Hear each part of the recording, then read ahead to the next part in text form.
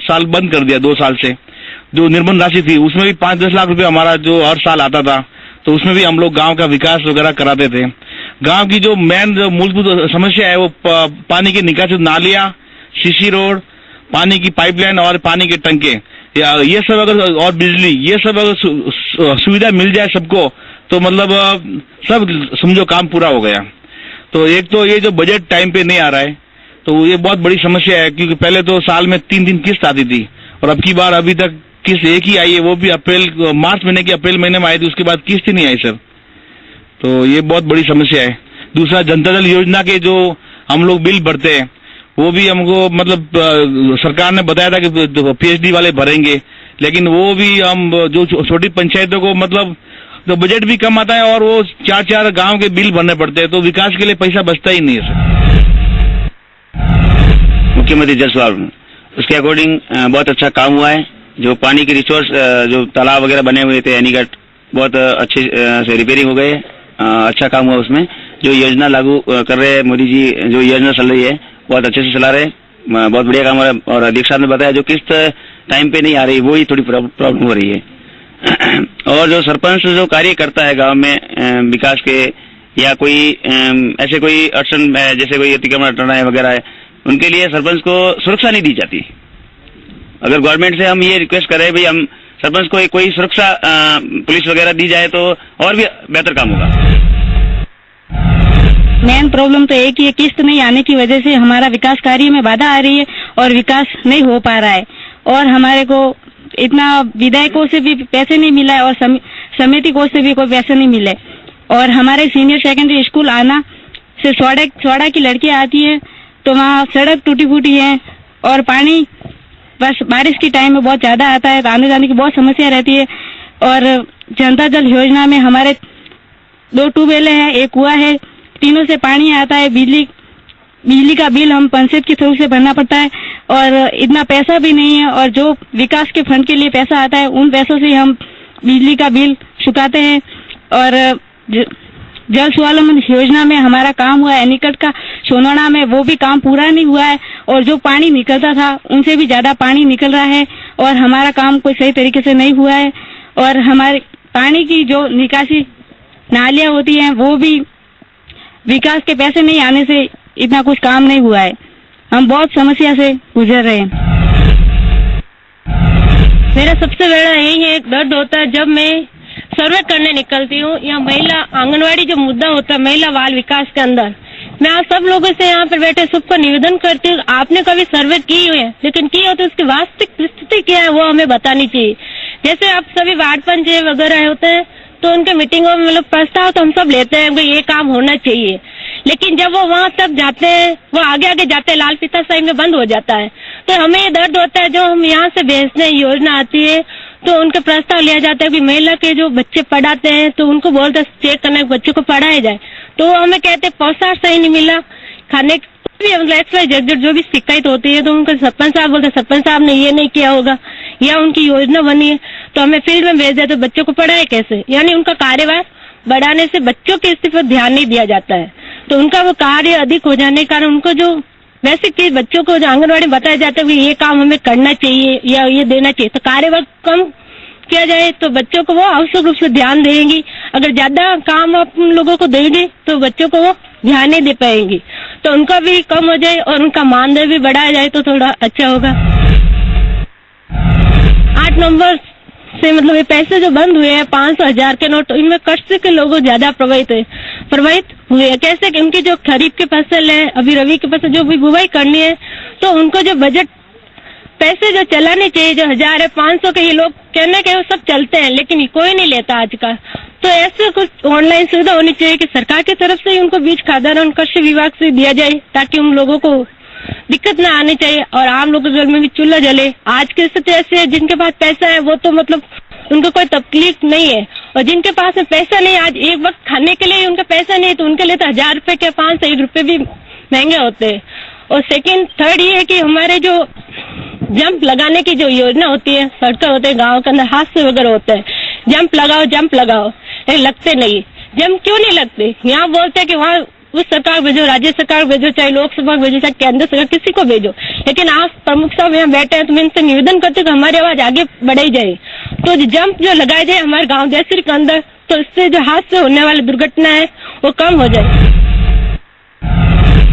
हमारे पंचायत के अंतर्गत बहुत ही समस्या आती है, जिससे समस्या समाधान नहीं होता है, जैसे कि सड़कें, स्कूल के अंतर्गत हमारे ग्राम पंचायत मारपुर के ग्राम मारपुर में 12वीं तक स्कूल है, लेकिन 10 कमरे या 8 कमरे बने हैं। इसकी समस्या बहुत है, बच्चे मिट्टी में पढ़कर पढ़ाई करते हैं, ध्यान ही नहीं लगता है उनका।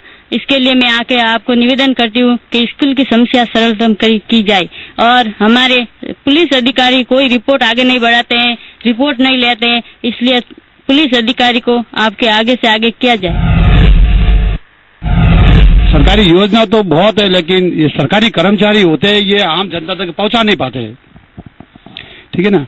सारा बोझ हम सरपंचों के ऊपर आ जाता है, उनको ऐसा लगता है कि जो भी करेगा सब सरपंच ही करेगा। अभी तक लोगों को धरातल पे पता ही नहीं कि कौन आदमी क्या काम करेगा।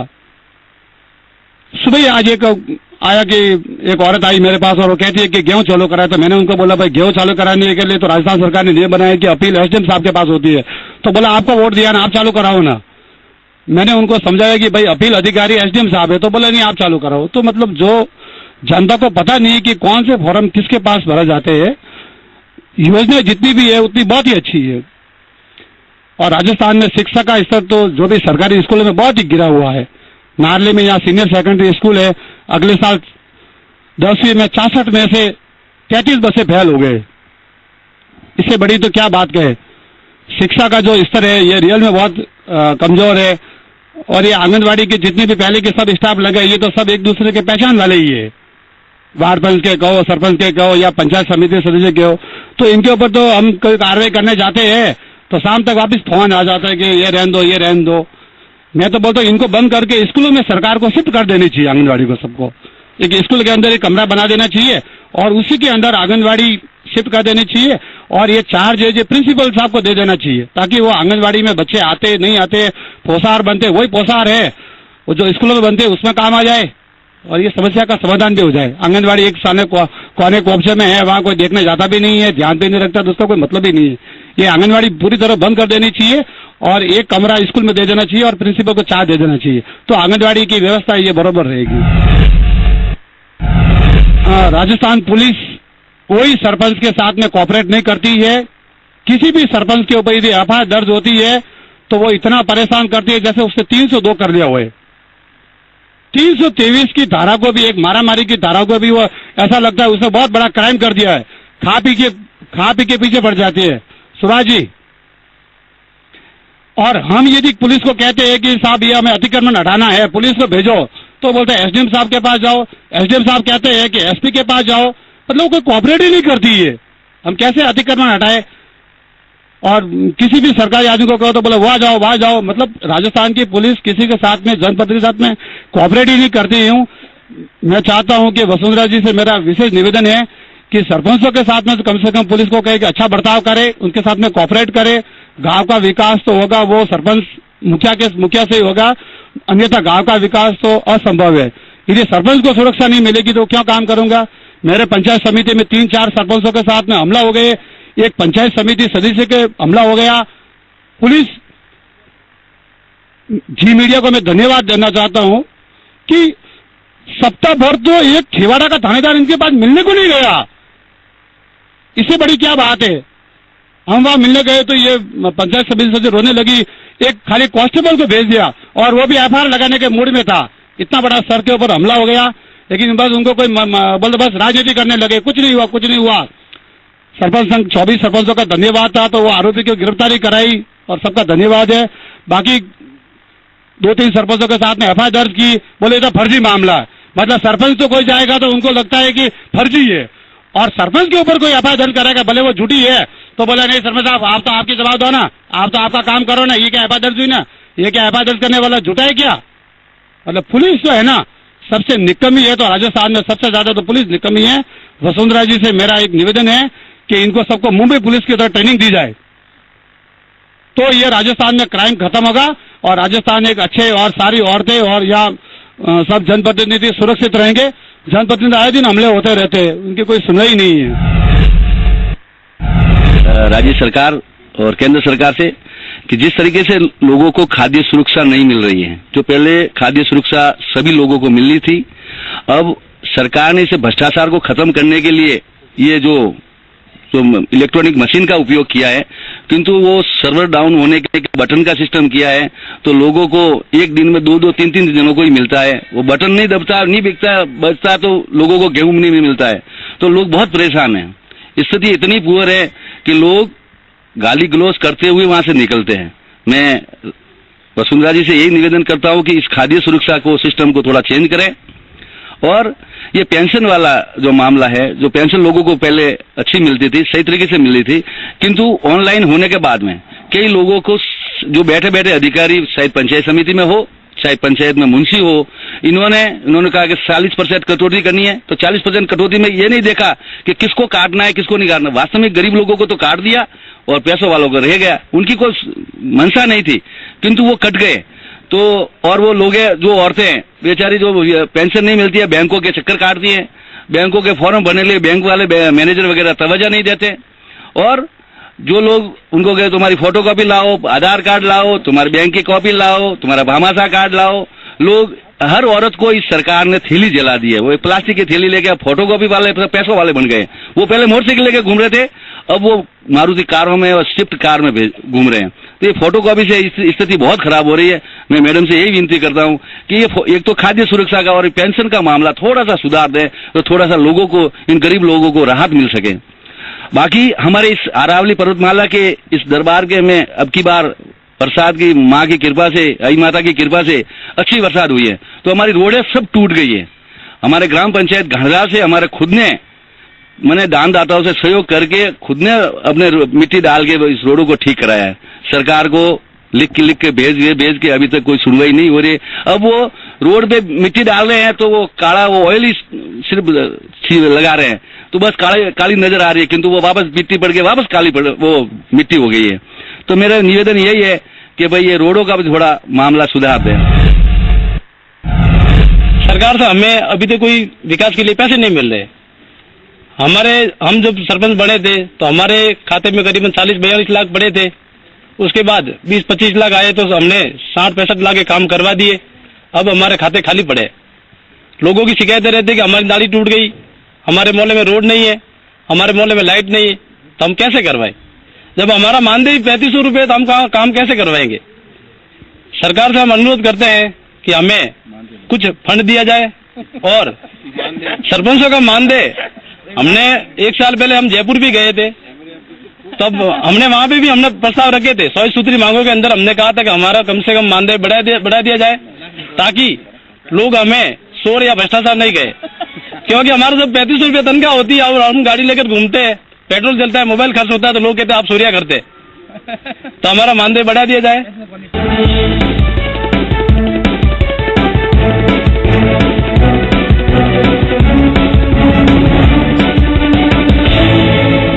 जो पंचायत समिति देसूरी के अंदर जितनी भी ग्राम पंचायतें हैं, उनके अंदर बेसिक जो समस्याएं आ रही हैं, उन समस्याओं में मुख्य समस्या ये है साहब कि एक तो ऊर्जा राज्य मंत्री जी से हमारा निवेदन है कि आपके विभाग से स्ट्रीट लाइटें हैं जो जगह जगह ग्राम पंचायतों में लगवाई जाए, ताकि इस क्षेत्र के अंदर जो भी छोटी मोटी जो घटनाएं होने वाली है, देर सवेर जो रात्रि के समय जो घटनाएं होती है, उन घटनाओं के अंदर कमी पेशी आए। क्योंकि अब विभिन्न एमएलए साहब या एमपी साहब अपने अपने कोटे से विभिन्न पंचायतों को जो सोलर ऊर्जा की लाइटें देते हैं, उनकी कुछ पंचायतें जो है वो मेंटेनेंस नहीं करवाती है या खराब हो जाती है, तो वो काम नहीं आते। इसलिए ऊर्जा विभाग से ये जो है लाइटें लगवाई जाए जगह जगह।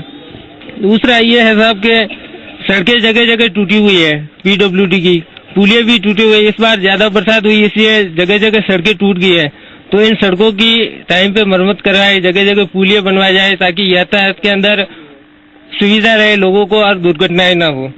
एक है साहब कि इस देसूरी पंचायत समिति के अंदर फ्लोराइड से युक्त पानी की बहुत समस्या है, जिसके कारण जगह जगह आरओ प्लांट की बहुत जरूरत है। हमारे यहाँ पूरे तहसील स्तर पर एक तो पटवारियों की बहुत कमी है, इतना बड़ा मुख्यालय है, 24 ग्राम पंचायतें हैं, लेकिन वहाँ कम से मुश्किल से 8 या 10 पटवारी यह काम कर रहे हैं, जिससे कि किसानों को गिरदावरी में बहुत समस्या होती है। उनका जो नुकसान जो हुआ है इस बार बारिश के मौसम में, तो उसका बराबर से आकलन नहीं हो पाया है और उसका फायदा उनको बराबर नहीं मिल रहा है। तो ये सरकार से निवेदन है हमारी तरफ से कि जल्द से जल्द पटवारियों की भर्ती की जाए, जिससे कि हमारे किसान भाइयों को उनका लाभ मिल सके, जो भी नुकसान हुआ है तो उसकी भरपाई हो सके। सरकार की योजनाएं बहुत है, जिनका कि ग्राम सेवक और हमारे जो कर्मचारी यहाँ लगे हुए प्रेरक है, समन्वयक है, उनके द्वारा हमारा संचालन किया जाता है, जिसमें अगर ग्राम सेवकों की कमी रहती है तो हम उनको बराबर उसका उपयोग, उनका लाभ हर आम नागरिक को हम नहीं दिलवा पाते हैं। बिजली व्यवस्था के अगर हम देखें तो यहाँ जैसे मुख्यालय पर मात्र इतना बड़ा जो गांव है और एक लाइनमैन दे रखा है, जिससे कि समस्या का निस्तारण समय पर नहीं हो पाता है और लोग इससे समस्या से जूझते रहते हैं। तो निवेदन है कि हमारे मंत्री महोदय, ऊर्जा राज्य मंत्री है यहाँ से, हमारे जो एमएलए विधायक हैं, तो उनसे निवेदन है कि शीघ्र से शीघ्र ये भर्ती की जाए और यहाँ लाइनमैन की व्यवस्था की जाए ताकि यहाँ लोगों को सुविधा मिल सके। तो उससे भी फ्लोराइड की समस्या ज्यादा है, जिससे कि घुटनों के दर्द वगैरह यहाँ होते रहते हैं। तो फिल्टर प्लांट की व्यवस्था एक यहाँ करवाई जाए तो हमारे लिए बहुत लाभदायक रहेगा। मेरे ये समझा है कि खाद्य सुरक्षा में जो काटे है ना, उसमें सही सर्वे करके काटे नहीं है, गरीब का गरीब रह गए और अमीर का अमीर रह गए, ये हकीकत बात है। और पंचायतों में हम बैठते हैं तभी लोग हमें परेशान करते हैं, मतलब सरासर तो कटे नहीं है, सरासर कटे गरीब और अमीर का अमीर रह गया। और दूसरी बात है, हमारे राजपुरा से मांडीगढ़ जाने वाली सड़क आज दिन तक, देश आजाद होने के बाद में अभी तक डामरीकरण नहीं हुआ। मेन मतलब मुख्यालय है, वहाँ अभी तक कोई सड़क नहीं हुआ। दूसरी बात, ये हमारे ज्यादातर किसान लोग सिंगल फेज के लिए, कनेक्शन के लिए कुओं पे ज्यादा रहते हैं, उनके बीपीएल में भी कुएं पे रहते हैं, उनके भी अभी तक कनेक्शन की योजना सरकार ने चली है, मगर धरातल धरती पे नहीं है। सभी प्रकार की योजना सभी सही है, लगाने वाला चाहिए। जैसे अच्छे सरपंच होते हैं, उस योजना को लागू करने में बहुत प्रयत्नशील रहते हैं। उसी प्रकार जैसे हमारे गांव में एक बहुत बड़ी समस्या है स्वामिकी की, अगर प्रशासन उसके साथ रहकर सरपंच और गांव वाले मिलकर दूसरे गांवों से मिलकर ये अगर स्वामिकी वाला समाधान कर ले तो हमारा हर साल बरसात होती है और स्वामिकी की लड़ाई शुरू हो जाती है गांव वाले और दूसरे गांवों की। ये सबसे पहले हमारी समस्या, इसको मिटाना है। इसलिए प्रशासन को ध्यान रहकर हमारे गांव को शामिल कर दूसरे गांव को भी बुलाकर महात्मा आदमी को मूल्य सब मिलकर काम करना चाहिए। जैसे आंगनबाड़ी वगैरह सब ये फिजूल के खर्च हैं। आप पोसार की तरफ जाइए, स्कूल में जाइए, आप बताइए पोसार वाली पोसार बना रही है, 2 मास्टर तो देख रहे हैं कि रोटी को सीधी बनाई है या उल्टी बनाई है, कैसी बनाई है। मतलब ये योजना अलग रखनी चाहिए, स्कूल से अलग, बेअदब। नहीं तो 2 मास्टर तो उसके ऊपर ही टांगते, जैसे कोई खीर ऊपर के नहीं जाए, इसलिए इसको अलग से रखना चाहिए। हमारे विकास में बहुत ही मंदी है, क्योंकि बजट कम आता है, उसमें से भी हम बिजली बिल में भी हमारा पूरा हो जाता है। दूसरी बात, 9 महीने से हमारे ग्राम पंचायत सांसरी में उप स्वास्थ्य केंद्र बंद पड़ा है।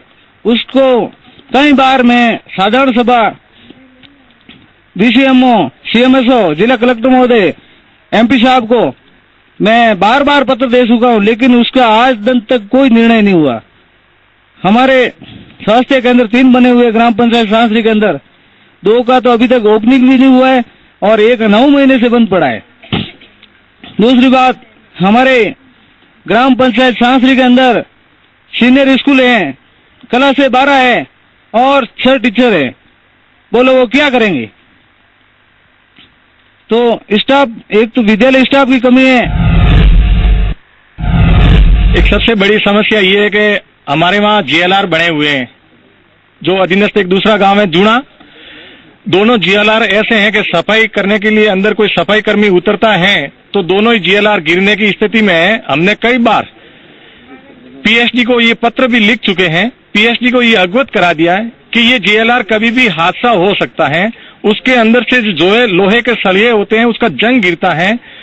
हमारी सुनने वाले कोई नहीं है। इसलिए प्रधान साहब ने ये जरूर आश्वासन दिया कि हमें आपके कुछ चंद महीनों में इसका GLR का निर्माण करवा दिया जाएगा। तो ये प्रधान साहब की तरफ से हमें आश्वासन मिला है, न कि PSD की तरफ से। तो ये जो जनता जल योजना चलती है उसमें अलग से बजट समिति स्तर पर दिया जाए ताकि प्रधान साहब और उसमें सरपंच साहब उसकी मॉनिटरिंग कर सके। दूसरी बात, सभी मेरे पूर्व में सरपंच साहब ने बताया था कि गांवों में आंगनवाड़ी है वो सही तरह से काम नहीं कर रही है। ये बात सत्य है कि आप आंगनवाड़ी में जब भी कोई इंस्पेक्शन के लिए ऑफिसर आता है तो उनको पहले सूचना दी जाती है कि आप अपनी ओर से बच्चों की स्टैंड करके रखें।